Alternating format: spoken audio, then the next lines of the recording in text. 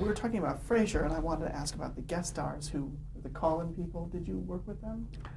Uh, yeah, sometimes when there was, we had a booth on stage that they would use. Sometimes you'd have somebody, if they couldn't do it, somebody would read them, and then you'd go get them later.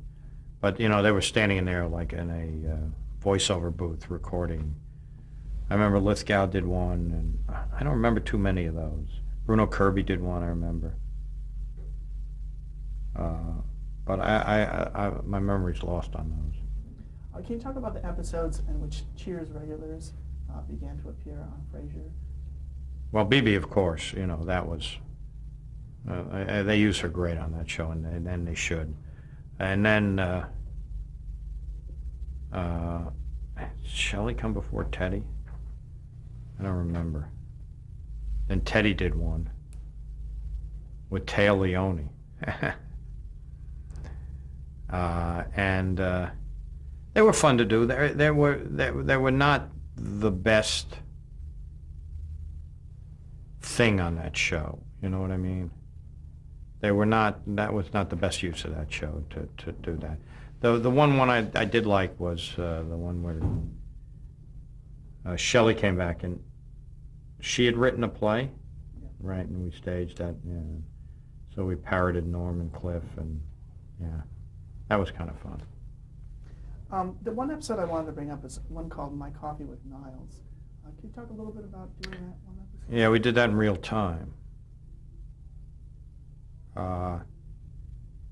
It was, I think it ended 1 year, and we did it, actually, it was just them sitting around talking, right?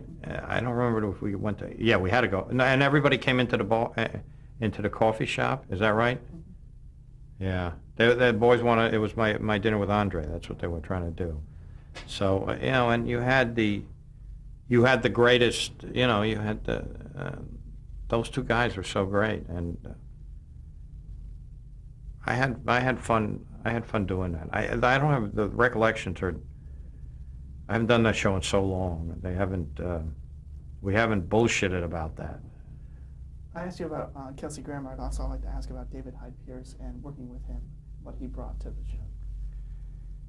Well, he'll tell you this. He says that I opened up the character for him. In a pilot episode, they go to sit down at Cafe Nirvana, and Kel sits, and David's about to sit, and I say to David, take out your handkerchief and wipe off the chair. And he did, and he said that was it for him. He said he understood who Niles was. I would like to think that's true, but there's so much of David and Niles anyway. But it's great they can do anything, and you know what's great about them?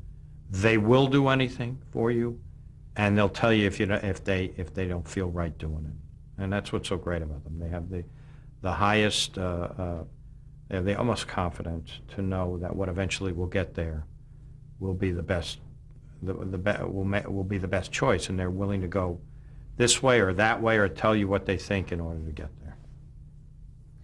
Did he have his lines memorized, and as opposed to Kelsey Grammer? Could he? Oh yeah, David knew his lines. Mm-hmm. Yeah, and Kels did too. In the early years, it got a little worse in subsequent years, from what I'm told. But in the early years, in the first year, Kels knew his lines. It was just once it became a success. Now, what do you attribute the longevity of the series to?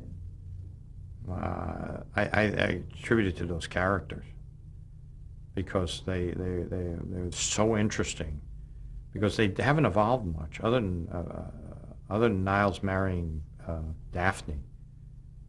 They haven't gone through the hoops that Cheers went through, and the fact that they're still on and still popular is a tribute to the writing and to the characters, and the surprises they give you every week, the lines, the jokes, the attitudes. That's what that show is. Some of the best writing on television. How did you come to work on the series Friends? In '94, I think I did.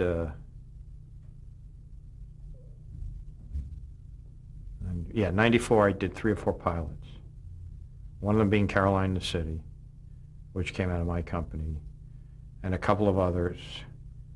And when I was doing my second to last pilot, my agent sent me a script, and I read the script and I said, oh my God,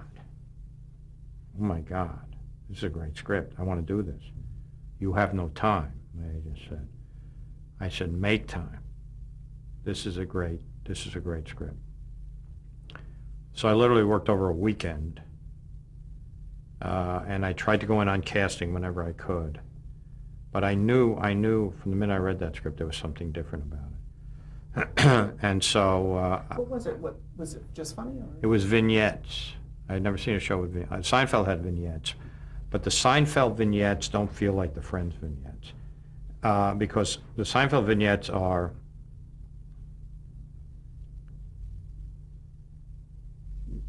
the people against the world, where the Friends vignettes are the interrelationships of the characters towards one another.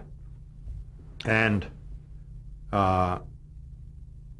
so I don't know, they had just 3, they also had 3 stories going on, which was a rarity. It's hard to do 3. Most shows have 2 stories, an A story and a B story. They had 3 stories, and they interwove them, and they interwove them well, and they interwove them so you cared about all 3 stories. And I just said, I want to go meet these people. I want to go meet Kaufman and Crane. So I met them, and I said, I want to do your show. And I said, I promise you I can do it in the little amount of time we have. And I did. Is there a spokesperson between those two, Kaufman and Crane? No, they're pretty. They're a terrific partnership. Yeah, and now they partnered with Kevin Bright. So, no, they're both in the room. They're both on the stage. Was Bright there at the very beginning? Uh-huh. Mm-hmm. And he didn't write it. No, he didn't write the show. He's more with the behind the scenes. He worked with them on Dream On. He's more behind the scenes and editing, and he directs a lot now, Kevin. Can you talk about working with that ensemble? They were all very, very young. A gift from God. They were just, they were all young. 2 of them had already done, 2 of them were committed to other shows.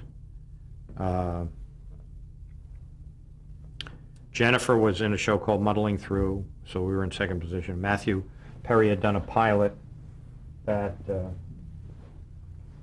we didn't know was going to be picked up, so we had those 2 in second position. I think the oldest one, I don't know, 20, was 26, 20, maybe Lisa was the oldest one. I don't remember. They were all young. You'd never seen, that's what I like. You'd never seen them before. And Courtney, kind of. You'd never seen them before. I love casts you've never seen before, because when they come on the screen, you start to adopt them, and you have no preconception of what they're going to say or what they're going to do. Again, it's all surprise. So I went to work with them from the first day, and we started reading, and we read it a couple of times, and then we put it on its feet. And you could tell there was this chemistry between all 6 of them. The only character that was a little vague in the beginning was Joey, because Joey was originally written a lot like Chandler. And once they started to write Joey a little dumber, that he began to break through. And they just look like they've been together their entire life. And I think I contributed something to that. There's something I bring that allows them to do that. But if they weren't nice people and didn't like one another, it would never happen. That would never happen. But they're still friends to this day, and they still, they're united. The 6 of them are united, and it was just great. And when I ran that in front of the audience, the trial, I do 4 days before any pilot. I ran it, and the audience went crazy. They loved it. How did you balance the show between all 6 of them? And it was sort of a true ensemble. They were all sort of on the same playing field. That's the writing. The writing. Because the pilot originally is very Monica's Kids. Because it takes place in her apartment, and it kind of revolves around her. She is the heart story. Because Rachel, you don't see the husband. Rachel shows up in the bridal outfit. You don't see the guy, and you know she's just sad. But Monica has a real ABC arc in the show because she goes to bed with the guy and then finds out the guy is just lying to her. But the writing is superlative on that show. Superlative. It's one of the best. I think it is maybe that and Frasier the best written shows for the past 10 years, other than Will and Grace, which is also very well written in its own genre. But the fact that David and Marta have just are brilliantly written, intertwined, interwoven show with 3 different stories, and you really care. And they've even brought a baby into the show, which is death for a sitcom, and they've made it work. Jennifer Aniston sported a hairstyle that started a trend. Were you surprised by that? No. No. Why not? Look what she looks like. Again, a really beautiful girl who's funny. You know, she can. That might have looked bad on some other person, but it wasn't going to look bad on Jennifer. Have you ever seen that in your career? That sort of a trend occurring? Well, that was why that show never got recognition. Never got the recognition until this last year. Because everybody was saying that they're just beautiful. That's why it's a success. They're beautiful. Sure, who couldn't do a show with these 6 people? But that's not the story. They're also funny. They're funny, and they're given funny things to say. That was what hurt that show, because all that press in the beginning was about how good looking they were, instead of how funny they are, and they're all funny. So Friends got pushed aside blatantly. People began to resent it because it was so successful.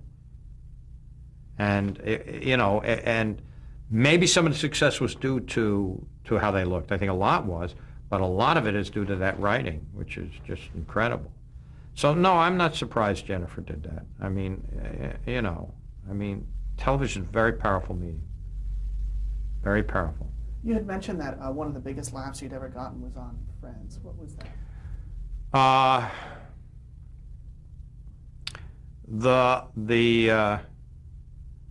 It's in the blackout show. There's no lights on, and you have Monica and Phoebe and Joey are sitting in the living room, and on the terrace, Ross is going to ask Rachel out. And so he's hemming and hawing about how he should ask her out, and she looks beautiful out there, and shooting this scene. And then in the background you kind of see Joey and Lisa and Courtney talking, and finally Ross is about to ask her out, and there's a cat on the ledge. You cut to the cat, you see the cat. And he says, "I want to know if you would," and all of a sudden the cat leaps on him. And he goes, ah, and he tries to get the cat off. You cut inside the apartment, and there's the 3 of them in there singing, "I'm on the top of the world singing, down from creation." And in the background, in the window, you see Schwimmer going by trying to get the cat off him. And it is hysterical because the 3 of them don't know he's out there. And he's going like this, yanking. It was a fake cat at that point. Literally the last thing is he takes it and throws it against the wall. It went on they had to cut that down. It went on for 35 seconds. That's the other big laugh. And the other great story from Friends is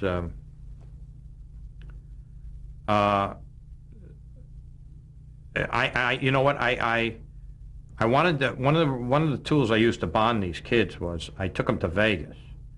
I called Les Moonves, who was running the studio, and I said, "These kids, I think you got a good show here, and these kids are talking about, they all want to go to Vegas, as they are when they're young. They want to do." So I said, "Give me the plane. Give me your plane. I'm just going for the night. I'll pay for dinner." So Les said, "Sure." So we got the Warner's plane. I took the kids, all 6 of them. We had dinner at Wolfgang Puck's restaurant up there, and at dinner I said, "Okay, I just want to tell you what this meal is. This meal is your last fling with anonymity. From now on, it's your lives are over." "What? What are you talking about?" I'm telling you, your lives are over. You are, you're a hot show. You're going to be recognized, And then we went into the casino, and, they didn't have at that point a pot to piss in. None of them had really a lot of money. So I brought some money. They all wanted, so they all wrote me a check. They wrote me a check to get money. The biggest check I got was $200. So, and then we flew back on the plane and toasted with champagne and everything like that. And they never forgot it. They never forgot it. And that, I think, was a key moment for them all, where they grew to like one another. Why did you leave Friends to move on to Carolina? Because Friends doesn't come out of my production company, Three Sisters, and if I had owned Friends, I would have been there. There would have been no Will and Grace, because I would have been there because I had so much fun on that show.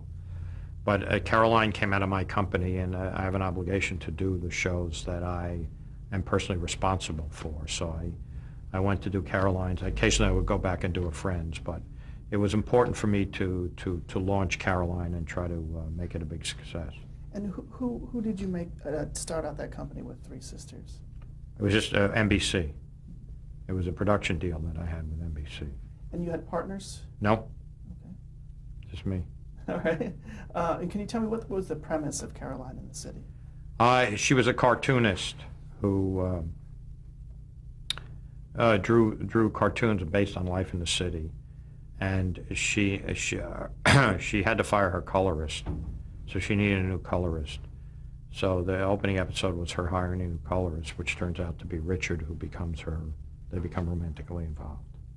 And how are you going to introduce Leah Thompson? Is there a technique to bringing a movie star and making them a television star? Her face will introduce herself. She has a beautiful face. It was my job to make her funny, to try to, to say Leah is a good comedian too. Did she have a lot of experience in comedy? Not a lot. She'd done a couple of John Hughes movies, but not this kind of comedy. She's a great broad, Leah. She doesn't look like you would say that's a broad, but because she's got that sweet face and those great windows. I always talk about windows. Leah has great windows. The audience goes right through. They love to look at her windows, and so. I had fun doing that show. It was different for me. And what happened during the seasons you were on? What were the story arcs? Oh, so again, it was like Sam and Diane. You had Richard and Caroline trying to, whether they be together, whether they go to bed together, that whole thing. We introduced some Caroline, some of her family and some of Richard's family, and we had fun. We had Caroline's old beau was still on the show, Dell, so we did stories with him. And from there you moved on to Union Square? Yeah. This was the same creators? Right. And did they come with you, or they were still working on Caroline? No, they wrote it. They wrote it, and they created a new show. They put somebody else in charge of Caroline. And then when Union Square went off the air, what was your plan? Thank God you only had one question about Union Square. What year? 98. Oh, let's see, 98. Okay, I got married in 97. Okay, in 98, I think I may have gone back and done a Friends or something like that. But then I started to do pilots, and then in the spring of 98, I did a pilot of Friends, of Will and Grace. I had read that script in December of 97. And again, it was a script I said to my agent, I want to do this show. You could tell from that script how good it was. You can tell from the first scene, that scene where Will's in bed and Grace is in bed, and you think they're lovers until he makes that crack about George Clooney. Brilliant. So I did that. I did that pilot. I did 3 other pilots, I think. And then I went to Chicago to do a play. I did The Man Who Came to Dinner with John Mahoney at the Steppenwolf Theater. And when I came back, I started Will and Grace. Also, that's from my company. So, so for Will and Grace, you knew you were going to be doing that series when you did the pilot. Mm-hmm. And were you involved in the casting? Mm-hmm. Can you talk a little bit about casting leads? I was when I got there. Max and David had done some casting and had found Eric McCormick, but they hadn't found a Grace yet.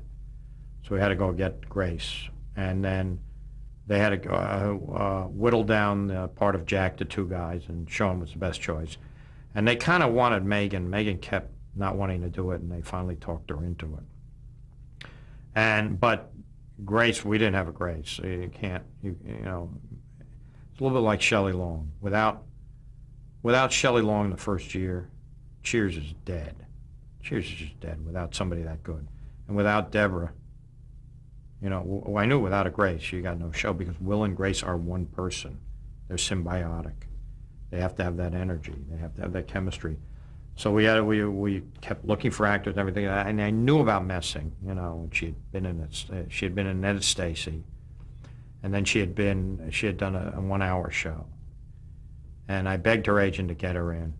I said, you know, Bobby, you got to get her in. This is a really good part. So she came in, and it was obvious. It was obvious. They had this dynamic that's great. And I was just talking her into it. Thank God she agreed to it. Can you talk about working with both those actors? You're currently doing the show. What is it like to work with them? It's just like it was on Cheers or Friends or Frasier. When you have that 4 people who respect one another, who you never have to go away from to do a joke. Anybody can do a joke on that show. You never have to write away from them. They love one another. They love the show. They love doing the show. They look forward to Tuesday nights when the audience shrieks and howls. I've never heard laughter like that on any other show. I just never have. I don't know why. Maybe the audience is younger. I don't know why. It's just the howls on that show and Will and Grace are. Maybe it's because we go places no other show has gone before. We get a little tawdry on the show. We get away with the word fart. We get away with the word vagina, and we say penis a lot. But there's a fascinating thing about the show.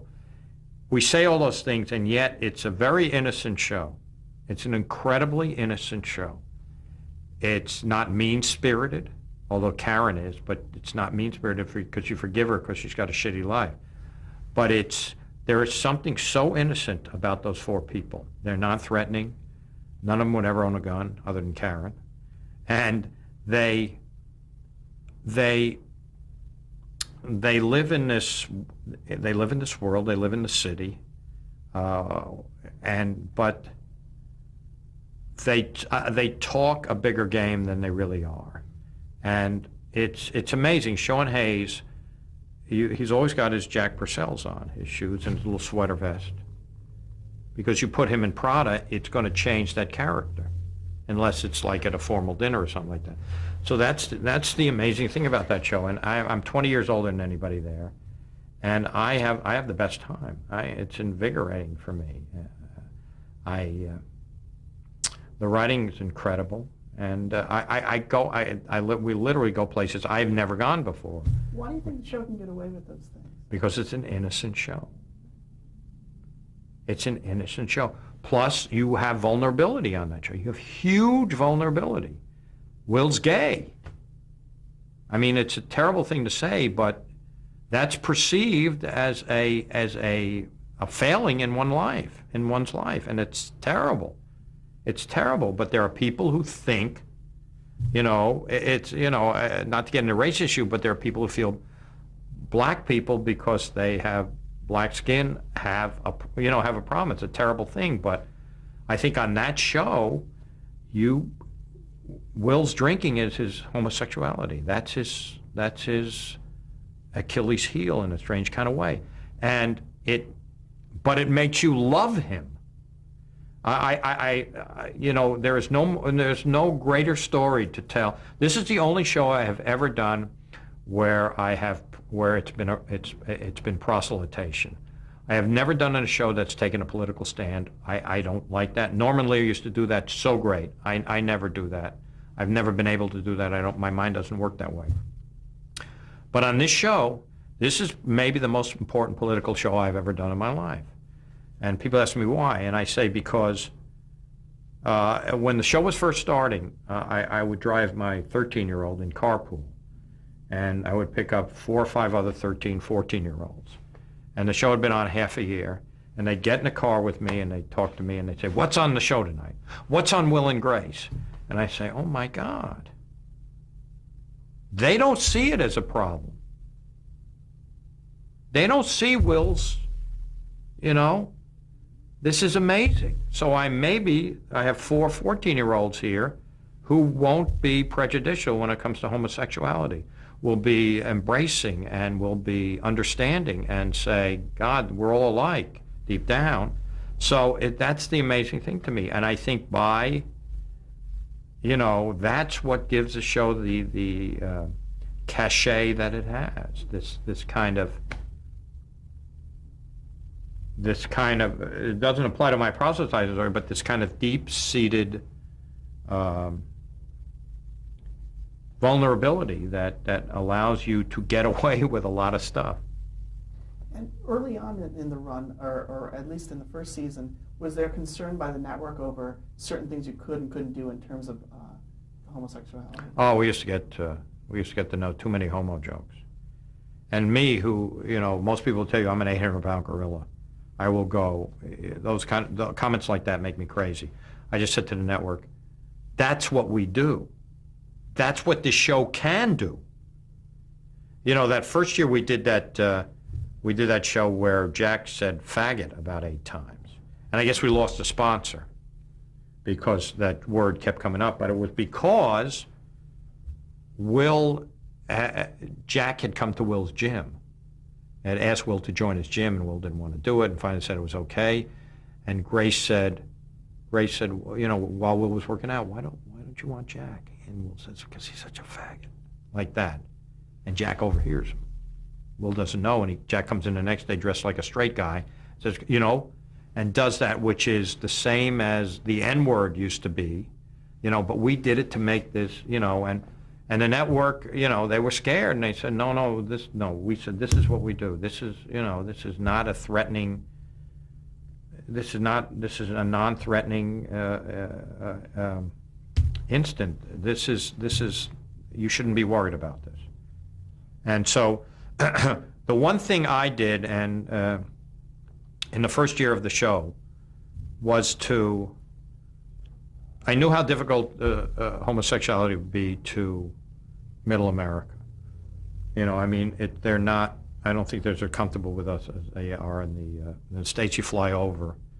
They're not as comfortable with us as the states on the border. So I told Max and David, I think we should try the first year to make America believe that Will's going to recant and marry Grace. Because that's what the show is. The show is a relationship, a sexual relationship without any sex. So I said, let's try to do this. Let's not do it, because you can't do it. The show would be vitiated. But and the heart and soul would be gone. But let's try to somehow do this. Let's have those scenes with Will and Grace where they talk and, and they look like a husband and wife. Let's have a kiss in the pilot, which we had a kiss in the pilot. Let's have a kiss in the final episode under a chuppah. We had a chuppah on stage where Rosario marries Jack. And, Grace says, I'd love to kiss a man under this. And Will says, so would I. But that, we do jokes that tell you it's never going to happen. But that kiss, what is that? What message does that send out? So that's what we tried to do the first year, to make sure that when people would tune into the show, they would think that this was going to happen. Once you got them in there, then they could see how funny it is. Once you saw how funny the show was, you're never going to stop seeing it, because it's really a funny show.